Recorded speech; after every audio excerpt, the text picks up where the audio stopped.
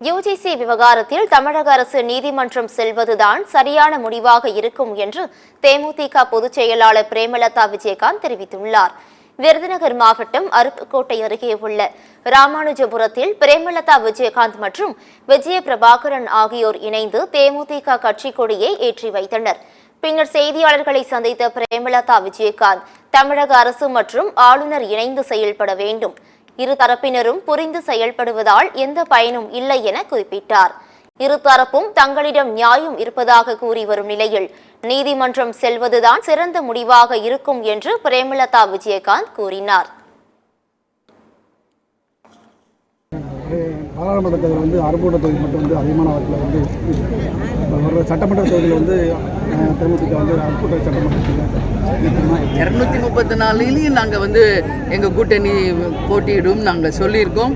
யார் எந்த தொகுதி யார் வேட்பாளர் என்பதை இப்போ நான் சொல்ல முடியாது. ஏன்னா இன்னும் ஒரு வருஷம் இருக்குதுங்க. அந்த தேர்தல் நெருக்கத்தில் யார் யார் எந்த தொகுதியில் போட்டி போடுவாங்க என்பதை நாங்கள்